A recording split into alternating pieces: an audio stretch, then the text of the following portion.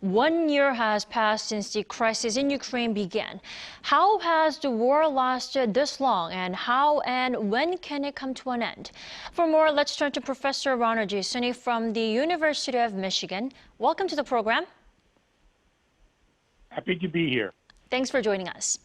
So the war has reached the 1 year mark, but what factors were behind it going on for so long? I mean, was it the support from the West to Ukraine or Ukraine's ability to withstand brutal attacks from Russia? What do you think? I think both of the reasons you gave are the correct ones.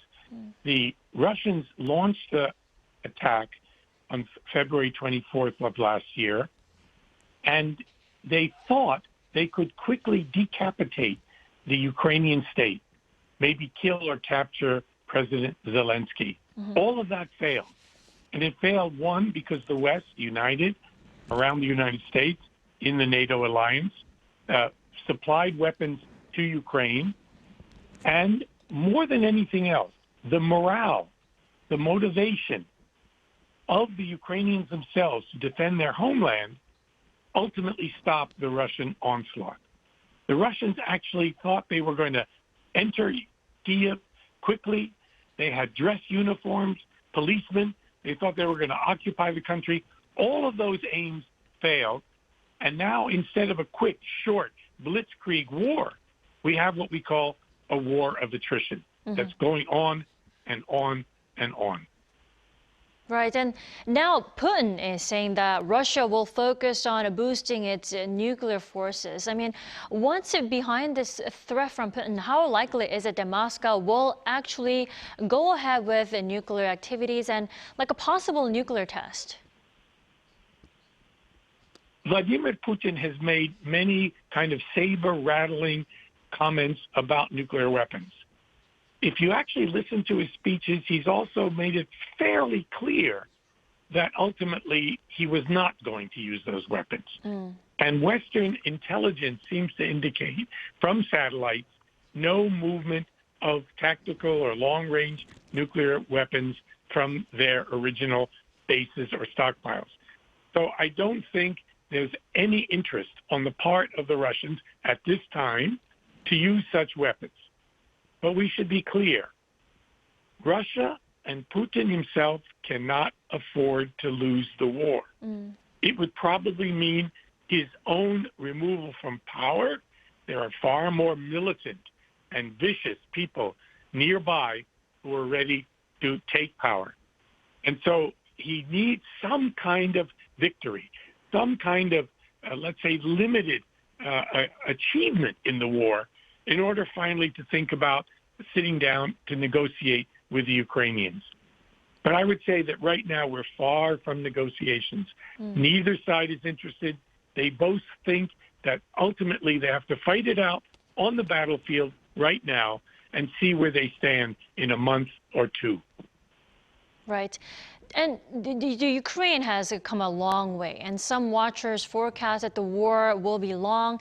How long do you think the war will last? What do you think needs to be done to bring the crisis to an end? More weapons or peace talks with Russia? What is it? I wish I could give an optimistic answer to that question. No one can predict how long the war will go on, but it seems to me that right now we're at a stage where a battle on the field is what's going to determine the length and who succeeds in this war. I think the Russians, there seems to be indication, are about to launch a major offensive. The Ukrainians might strike back in the south, and we'll have to see where those movements end up.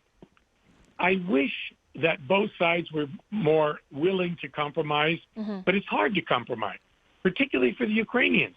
What are they going to give up?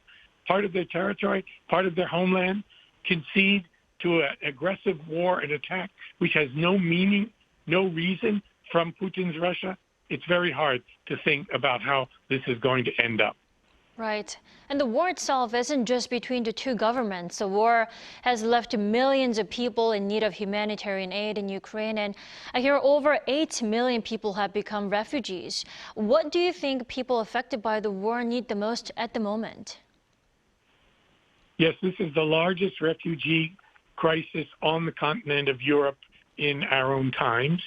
And people need refuge, of course. They need homes.